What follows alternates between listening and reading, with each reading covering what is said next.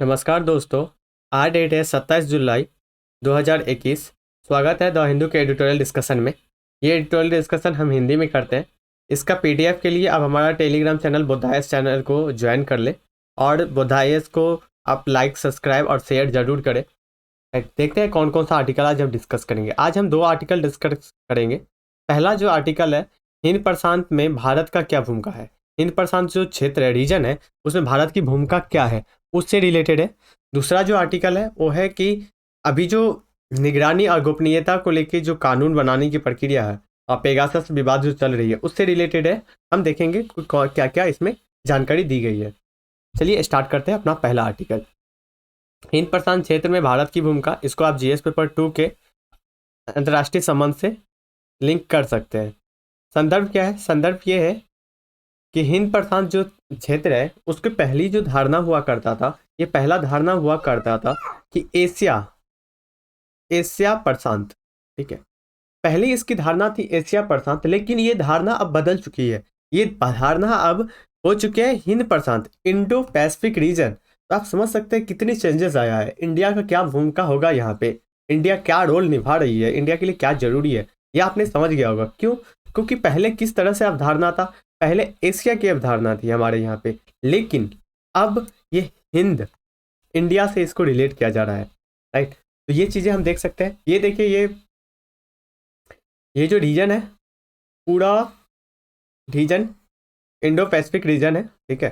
हिंद प्रशांत क्षेत्र का रीजन है। इसमें भारत भी आता है, म्यांमार, इंडोनेशिया, तालिबान, चाइना का भी पार्ट आता है, कि पाकिस्तान भी आता है, ईरान का भी आता है, कुछ ये साइड का भी आता है, ऑस्ट्रेलिया आते हैं, जापान आते हैं इसके अंदर, तो इनके बीच में है। अब ये बताया जाता है कि भारत के पक्ष में क्या है। इसमें अभी जो स्थिति है, भारत अपनी जो स्थिति है उसको मजबूत कर रहा है और इसको और मजबूती देने के लिए यूएसए भारत के साथ दृढ़ संकल्प के साथ भारत का सपोर्ट कर रहा है, सहायता कर रहा है, सहायता कर रहा है। देखते हैं आगे क्या है। आगे देखिए, इसमें विकास किस तरह से हिंद प्रशांत क्षेत्र में भारत का विकास हो रहा है, भारत किस तरह से डेवलप कर रहा है। बात की जा रही है 1951 के बाद, ठीक है। 1951 के बाद भारत ने अपनी जो विदेश नीति थी, ठीक है, विदेश नीति थी, उसमें बदलाव किए थे। इस विदेश नीति में बदलाव करके इन्होंने एक कूटनीति रखा था कि अब हम पूर्व की ओर देखेंगे। लुक ईस्ट पॉलिसी, ठीक है। लुक ईस्ट पॉलिसी मतलब पूर्व की ओर देखने की नीति हमने अपनाया, शुरू किया। इस नीति के तहत, ये नीति हमने क्यों अपनाया, ये नीति का अपनाने का कारण ये था कि पश्चिम की ओर पाकिस्तान और उत्तर की ओर हमारा चाइना है, जो हमारे लिए सबसे गंभीर समस्या थी। जब हमने इसको देखा और आइडेंटिफाई किया तो हमने अपनी व्यापार को और संचार को सीमित कर दी थी। ये दोनों देश हमारे जो एबिलिटी है, हमारे जो पोटेंशियल है, ठीक है, क्षमता है, उस क्षमता को रोकता था। इसलिए हमने अपने अंदर चेंज किया और अपनी नीति में बदलाव करते हुए पूर्व की ओर देखो की नीति अपनाई। इस पूर्व की ओर देखो की नीति में हमने दक्षिण पूर्व एशिया में और दक्षिण एशिया में, ठीक है, खासकर हिंद महासागर में अपनी जो रणनीति है और अपनी जो राजनीतिक भूमिका में वृद्धि किया, ठीक है। इस वृद्धि के साथ इसका जो नींव था 1998 में रखा गया, ठीक है, जब भारतीय परमाणु परीक्षण किया गया था उसी समय। उसके साथ ही अमेरिका का भी भारत के प्रति थोड़ा सा तालमेल सही हुआ और अमेरिका और भारत का, यूएसए और भारत का रिलेशन, संबंध अच्छा होना स्टार्ट हो गया। ये जब रिलेशन इनका अच्छा होना स्टार्ट हो गया, फिर ये चीज़ें कैसे डेवलप हुआ, भारत अपनी भूमिका को कब साबित कर पाया। भारत अपनी भूमिका को साबित करने में जब 2004 में एक सुनामी आई थी, खासकर कहाँ पे, 6 दिसंबर 2004 में इंडोनेशिया में, ठीक है। इंडोनेशिया का सुमात्रा जो द्वीप है वहाँ पे सुनामी आई थी, भूकंप आई थी। भूकंप के बाद सुनामी आ गया था, उसमें भारत का भी कुछ क्षति हुआ था। लेकिन इसके बाद भारत सहयोग करना स्टार्ट किया, किसके साथ मिलके, अमेरिका, जापान और ऑस्ट्रेलिया। ये मिलके इनके इस टाइम से ही इस रीजन में, ठीक है, इस रीजन में, इस क्षेत्र में सहयोग करना स्टार्ट कर दिया। किस क्षेत्र में? हिंद प्रशांत क्षेत्रों में। ये जब इन्होंने किया और इसकी जो काबिलियत पूरी दुनिया देखी, भारत की जो क्षमता है, उसके बाद से एक विचार ये ग्रुप में आया कि क्यों ना हम भारत, जापान और ऑस्ट्रेलिया और यूएसए चारों मिल के एक ग्रुप का निर्माण करे। उस ग्रुप का जो नाम रखा गया था वो क्वाड ग्रुप नाम रखा गया था। ठीक है, ये क्वाड ग्रुप का जो पहले बार प्रस्ताव किसने रखा था? ये जापान के जो प्रधानमंत्री थे आबे, इन्होंने 2006 में पहली बार इसकी प्रस्ताव रखी थी। ये प्रस्ताव रखने के बाद क्वाड आप देख सकते हैं तात्कालिक रूप से, ठीक है, उस समय तो अपना उतना ज़्यादा आप बता सकते हो कि एक लक्ष्य नहीं था, राजनीतिक सफलता उनको नहीं मिला, उतनी लक्ष्य बना के ये नहीं चल रहे थे। लेकिन हाल ही में जिस तरह से क्वाड ग्रुप उभर के आई है सामने, वो पूरी दुनिया में और चाइना खासकर इसका पूरी दुनिया में प्रचार कर रहा है।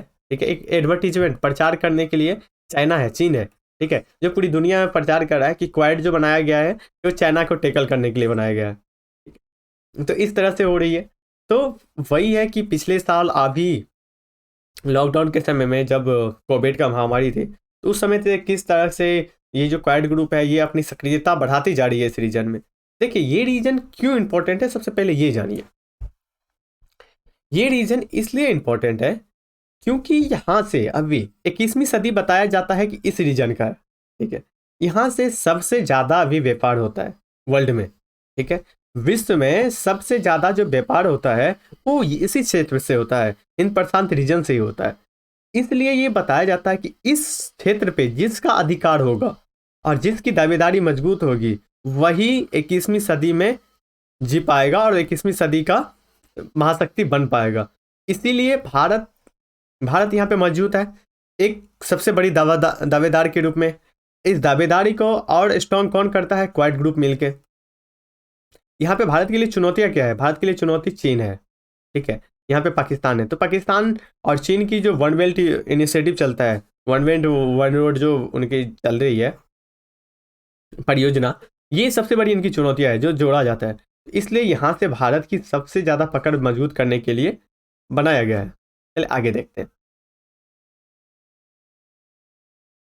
ये देख लिया हमने। उसके बाद इसके साथ कुछ चुनौतियाँ हैं। मुद्दे क्या है? मुद्दे है कि क्वाड की अवधारणा, क्वाड का जो प्रारूप है, आपको पता है कि चाइना बता रहे हैं कि चीन की निगरानी के लिए कहा गया है, लेकिन भारत का कोई ऐसा मकसद नहीं है, भारत का कोई ऐसा मंशा नहीं है। हो सकता है यूएसए का ये मंशा हो, लेकिन भारत का ये दृष्टिकोण इससे अलग है। भारत ना ही क्वाड का कोई औपचारिक सैन्य संगठन या दबाव समूह को विकास करने की संभावना को लग रही है कि हाँ ये सैन्य संगठन या विकास समूह बनाने के लिए है। और ना ही यूएसए के साथ भारत का कोई कठोर औपचारिक सैन्य संबंध नहीं होगा। ठीक है, अभी कोई ऐसा कोई विचार नहीं है कि भारत नाटो में जुड़ गया, भारत नाटो का सदस्य हो गया, नहीं, अभी ये कोई औपचारिक संभावना नहीं है। इसलिए जिस तरह से क्वाड की अवधारणा चाइना बता रहा है कि ये क्वाड की अवधारणा नहीं है, उससे विपरीत है भारत की सोच। इसमें भारत ये इसके लिए नहीं सोचता कि मैं चाइना के टैकल करने के लिए इसको साथ में आऊँगा। भारत इस क्षेत्र में अपनी जो व्यापारिक और अपनी जो महत्वाकांक्षा है इसके लिए काम कर रही है। ठीक है, नेक्स्ट है कि हिंद प्रशांत क्षेत्र में भारत की भूमिका को बात किया जा रहा है। भारत की भूमिका इसमें नई दिल्ली अपने जो पड़ोसी से बाहर, ठीक है, इन्होंने बताया, जो भारत है, भारत ने बताया कि हम अपने पड़ोसी से बाहर महत्वपूर्ण सैन्य भूमिका निभाने की स्थिति में अभी नहीं है। हम नहीं चाहते कि कोई दूसरा कंट्री में जाके हम अपनी सैन्य शक्ति और सैन्य भूमिका निभाए। सिर्फ हम अभी अपने पड़ोस में ही रहना चाहते हैं, अपनी पड़ोस की सुरक्षा और अपना जो पोटेंशियल है उसको, खासकर मलक्का के जो पूर्व का क्षेत्र है उसमें अमेरिका और जापान की जिस तरह से सहयोग आ रही है, जिस तरह से सहयोग की भूमिका है, और जिस तरह से आप बता रहे हैं कि चीन का जो विवाद है, यूएसए और चीन का जो अभी विवाद चल रहा है, खासकर व्यापार में ट्रेड वॉर जो बताया जाता है कि ट्रेड वॉर चल रहा है इंडिया और चाइना और यूएसए के बीच में, तो उस रूप से भारत अपने आप को स्वयं को आर्थिक रूप से विकास करने का एजेंडा को लेकर आगे बढ़ रहा है। भारत का कोई मकसद नहीं है, कोई मंशा नहीं है। ठीक है, भारत हिंद महासागर में मलक्का जो जलडामू मध्य है, ठीक है, इसके पश्चिम में एक मजबूत सुरक्षा बना सकती है, क्योंकि सुरक्षा बनाने के लिए इनका एक ही रीजन है कि आर्थिक रूप से हम समृद्ध हो, आर्थिक रूप से ध्यान देने के लिए इस रीजन को सुरक्षा करने की जरूरत है। इसी के लेके आपने देखा था कि लक्षद्वीप समूह में अभी प्रशासनिक कुछ सुधार किया गया था। ठीक है, तो इसी से तो ये काफ़ी प्रकृति लाभ को उठाने के लिए, प्रकृति जो वहाँ पे क्षमता है, वहाँ की जो पोटेंशियल है, उसको निभाने के लिए हिंद प्रशांत क्षेत्र में ये सुरक्षा भूमिका निभा सकता है भारत पश्चिम में। नेक्स्ट आसियान क्या बात किया जाता है कि आसियान के साथ भारत का जुड़ाव और भारत का किस तरह से है। तो देखिए आसियान के साथ जो भारत का है वो सिर्फ सिंगापुर तक सिमट के रह गया है। राइटर के द्वारा बताया जाता है कि सिर्फ सिंगापुर तक ही सिमट के रह गया है भारत का और आसियान का संबंध। भारत आसियान के दूसरे राष्ट्रों के साथ जिस तरह से उनको संबंध को आगे बढ़ाना चाहिए उस संबंध बनाने में विफल रहे हैं, उनमें सफल और नहीं हो पाए हैं। इसके अलावा भारत की और सबसे बड़ी जो हानि हुई है वो हानि हुई है कि RCEP ये जो ग्रुप है इनसे भारत बाहर निकल गया, इसमें नहीं जुड़ा। ठीक है, तो इसमें जब उन्होंने नहीं जुड़ा तो एक बताया जाता है कि हिंद प्रशांत क्षेत्र में एक रणनीति में अपना जो प्रभाव बनाने में एक असफल या फिर आप बता सकते हो अवसर खो दिया भारत ने। ये राइटर के द्वारा कुछ क्रिटिसाइज किया जाता है कि इसमें भारत को शामिल होना चाहिए था और उनकी जो आवश्यकता है आवश्यकता को पूरा करने के लिए ये ग्रुप में ज्वाइन होना जरूरी था। ओके, उसके बाद बताया जाता है आसियान देशों में, ठीक है, इन क्षेत्रों में अमेरिका की जिस तरह से उपस्थिति है उन्होंने अमेरिका को स्वागत किया है। किसने? आसियान को। आसियान ने अमेरिका को स्वागत किया है, लेकिन इन्होंने चीन को खत्म नहीं कर दिया। ये नहीं कि चीन को हटा दिया, इन्होंने दोनों को ही आनंद लेना स्टार्ट कर दिए, दोनों में ही अपनी बैलेंस स्थापित करना स्टार्ट कर दिए दोनों में। तो इसी के लेके है कि आसियान जो है कोई ऐसा नहीं है कि कोई एक ग्रुप के साथ जा रहा है। आसियान अपनी जो उनकी जरूरत है, जरूरत पड़ने के लिए USA के साथ, अमेरिका के साथ भी जा रहे हैं और चाइना के साथ भी जा रहे हैं। निष्कर्ष में क्या बताया जाता है? देखिए निष्कर्ष में ये बताया जाता है भारत की भविष्य में, ठीक है, महत्वपूर्ण महत्वाकांक्षा ये है कि उनको आर्थिक रूप से विकास होना है और ये आत्मनिर्भर भारत, इसके ओर बढ़ने के लिए हिंद प्रशांत क्षेत्र ऐसा है जिसमें भारत को अपने हित को पूरा करने के लिए एक संतुलित भूमिका बनाने की जरूरत है। ये भूमिका बनाने में भारत को नियम बनाना चाहिए, नीति बनाना चाहिए। जिस तरह से आपने क्वाड में जुड़ा है तो क्वाड की आपकी जो मंशा है उस मंशा के हिसाब से ही आप काम करें, राइट। तो ये चीज़ें हैं। तो हमने ये आर्टिकल देखा कि किस तरह से हिंद प्रशांत क्षेत्र में भारत की क्या भूमिका है। अब आगे बढ़ते हैं। आगे का जो नेक्स्ट आर्टिकल है वो है निगरानी और गोपनीयता के लेके जो कानून है उसे संबंधित। इसको आप GS पेपर 2 के शासन से लिंक कर सकते हैं। इसमें मुद्दा क्या है, इशू क्या है? आपने देखा था कि पेगासस विवाद जो है, अभी पेगासस विवाद पूरे टूल चल रही है। पेगासस क्या था? पेगासस एक इजराइल के NOS कंपनी के द्वारा एक बनाया गया, आप बता सकते हो मोबाइल सॉफ्टवेयर के रूप में था, ठीक है, राइट। वो आपके मोबाइल में, यहाँ पे आपका मोबाइल है, आपके मोबाइल में ट्रांसफ़र करके इसको इंस्टॉल कर लिया जाता था। यहाँ से आपका कैमरा का, ठीक है, और आपके माइक्रोफोन का यूज़ करके, आपकी डाटा को यूज़ करके ये यहाँ से जासूसी की जाती थी। ये फिर क्या हुआ कि एक USA वाशिंगटन टाइम्स है, इसमें एक आर्टिकल छपा। इस आर्टिकल में ये बताया जाता है कि ये पेगासस का जो डाटा है ये डाटा लीक किया गया, ठीक है, डाटा उनके पास मिल गया है, ठीक है। जब उनके पास डाटा मिला तो ये छापा गया, उसमें बहुत सारे 10-20 देशों के नाम बताया गया। इन देशों में ये पेगासस का यूज होता है। उन देशों में भारत का भी नाम था। क्या था? उस देशों में भारत का भी नाम था। जब इस देशों में भारत का नाम था और इनमें भारत में बहुत ज़्यादा पत्रकार का, ठीक है, वकीलों का, बता सकते हो न्यायपालिका का, ठीक है, और विपक्ष के जो नेता है, मौजूद नेता, उनके द्वारा उनका भी मोबाइल को ये यूज़ किया गया है, इनके द्वारा बताया गया। फिर हमारे यहाँ पे एक इशू क्रिएट होके आ गई। तो इसी के मद्देनजर अभी जो भारत में वो चल रही है, मानसून सत्र चल रहा है। मानसून सत्र में भी इसका को बहुत ज़्यादा क्रिटिसिज्म किया गया था सरकार को, राइट। आगे देखते हैं क्या है। देखिए भारत में संचार की जो निगरानी है उसके लिए 2 कानून का प्रावधान किया गया है। ये 2 कानून है टेलीग्राफ अधिनियम 1985, जिसमें कॉल मतलब फ़ोन से बातचीत करने के लिए यदि आप किसी से संबंधित किसी का रिकॉर्ड करते हैं ये एक अपराध के रूप में माना जाता है। नेक्स्ट दूसरा क्या है? सूचना प्रौद्योगिकी अधिनियम 2020।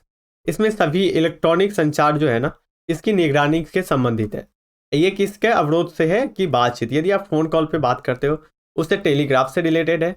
यदि आप इलेक्ट्रॉनिक मीडिया का यूज़ करते हैं उसमें यदि आपके पास कुछ होता है, ठीक है, तो ये उससे संबंधित है। अब देखते हैं टेलीग्राफी अधिनियम है, उनका डिटेल देखते हैं, इसमें क्या क्या प्रावधान दिया गया है। ये टेलीग्राफी अधिनियम की जो धारा क्लोज 2 धारा का जो सॉरी धारा 5 का क्लोज 2 जो है उसमें ये प्रावधान दिया गया है और सरकार को ये शक्ति देती है कि यदि सरकार इसके लेके एक प्रावधान कर सकती है, वो संदेह में यदि कोई व्यक्ति आता है, यदि व्यक्ति पे कोई संदेह होता है, तो केंद्र सरकार और राज्य सरकार दोनों को ये शक्ति प्रदान किया जाता है कि आप टेलीग्राफी या कॉल रिकॉर्ड कर सकते हैं। लेकिन इसके लिए कोई प्रावधान किया गया है कि केवल कुछ परिस्थितियों में ही कॉल को इंटरफेरेंसी मतलब आप इसकी जांच करवा सकते हैं। उसके लिए क्या होना चाहिए? भारत की संप्रभुता अखंडता के हित में, राष्ट्र की सुरक्षा, विदेश राज्य के साथ मैत्रिक नीति में यदि कोई प्रॉब्लम आ रही है तो दोनों के बीच में कोई मैत्रीता, ठीक है, मित्रपूर्ण जो रिलेशन है इसके बीच में कोई गड़बड़ी आ रही है, फिर या फिर सार्वजनिक व्यवस्था या फिर किसी अपराध की घटना होने को रोकने के लिए इसका यूज कर सकते हैं। इसके लिए कोई जो ये दिया गया था उसमें ये किया गया था कि आप ये तभी प्रावधान लगा सकते हैं जब आपका सेम पॉइंट लगाया जाता है कि जब आपको कोई लगता है कि ये विषय उपस्थित नहीं है, फिर आपको सार्वजनिक आपातकाल के घटना में और सार्वजनिक जो सुरक्षा है उसके हित में इसके इंटरफेरेंशिप आप कर सकते हैं, इसमें आप बीच में आ सकते हैं। ठीक, इसके अंतर्गत इस धारा के अंतर्गत एक बात कही गई है कि पत्रकारों के विरुद्ध ये नहीं हो सकता। ये जो आप कॉल रिकॉर्डिंग ये सारी चीज़ें हैं ये आप पत्रकारों के खिलाफ नहीं कर सकते, राइट। ये कब आप कर सकते हैं? उसी व्यक्ति पे कर सकते हैं जिस पे आपको संदेह हो, उसके बाद कोई विकल्प आपके पास उपलब्ध ना हो, ठीक है, कोई आपके पास विकल्प मौजूद नहीं हो तभी ये कर सकते हैं। भारत की स्वतंत्रता, ये अखंडता रुक डेवलप हो, ये यदि ये आप करते हैं तो भारत में जो दिया गया है, यदि आप इस बिना संदेह पे ऐसे करके किसी भी व्यक्ति को यदि आप कर देते हैं तो फंडामेंट संविधान के जो मौलिक अधिकार में दिया गया अनुच्छेद 19 का क्लोज 2 में ये कहा गया है कि अभिव्यक्ति की स्वतंत्रता, ये अभिव्यक्ति की जो स्वतंत्रता है इस पे खामियां लगता है, ठीक है, इस पे प्रतिबंध लगता है।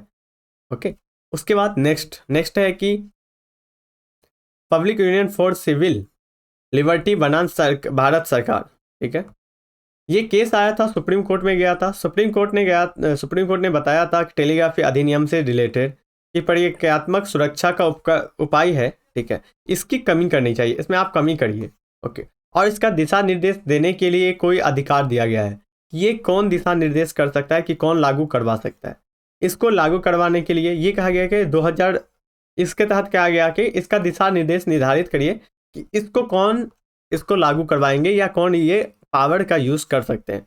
इनके लिए 2007 में टेलीग्राफी नियम बनाया गया था, नियम बनाया गया था 419A में, ठीक है। ये पेश किया गया था कि गृह मंत्रालय में भारत सरकार के सचिव और केंद्र के किसी भी मामला में जो आदेश दे सकते, किसी भी मामला के जो अवधारणा में यदि लगता है उनको मतलब हो रही है एंटरप्रेन्योरशिप करने की ज़रूरत है, हमें इसमें बीच में आने की ज़रूरत है, तो कर सकते हैं। लेकिन कौन? गृह मंत्रालय के कोई भी सचिव या फिर कोई वरिष्ठ मामले उसमें प्रभावी हो, ठीक है, राज्य के मामले में राज्य गृह विभाग के कोई प्रभावी हो तो वो ये करवा सकते हैं, सचिव स्तर के, ठीक है, उससे नीचे का कोई नहीं करवा सकता। ये जजमेंट में कहा गया है, सुप्रीम कोर्ट का जजमेंट में कहा गया है। नेक्स्ट दूसरा जो था वो था IT अधिनियम 2000। ये IT अधिनियम 2000 के तहत ये कहा गया है कि इलेक्ट्रॉनिक जो डाटा है जैसे फेसबुक हो गया, ट्विटर हो गया, या फिर आपका व्हाट्सअप चैटिंग हो गई, टेलीग्राम के द्वारा चैट किया जाता है उसके द्वारा हो गया, इसमें आपको कब किया जाएगा, आप किस तरह से जांच कर सकते हैं?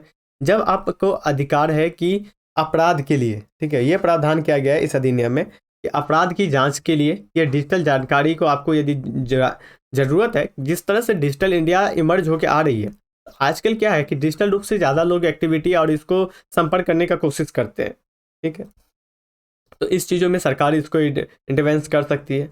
लेकिन एक ही है कि ये ध्यान देने योग्य है कि टेलीग्राफी अधिनियम जो है वो राष्ट्रीय सुरक्षा के हित और सार्वजनिक आपात की परिस्थिति में होना चाहिए। ये हमने पहले भी बात किया था। जिस तरह से पेगासस जैसा जो सॉफ्टवेयर, ठीक है, सॉफ्टवेयर था कानून, इसको कानूनी रूप से पहले संशोधन करने की जरूरत था।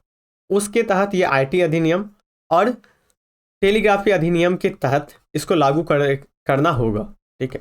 ये रिलेटेड ये है कि आप किसी भी चीज़ को, किसी भी जानकारी को तभी जाके किसी में इंटरव्यू, जैसे हमारा मैसेज है, ठीक है, चैट है, आप सरकार तभी जाके देखेगी जब यदि हमारे ऊपर कोई संदेह सरकार का बनता है।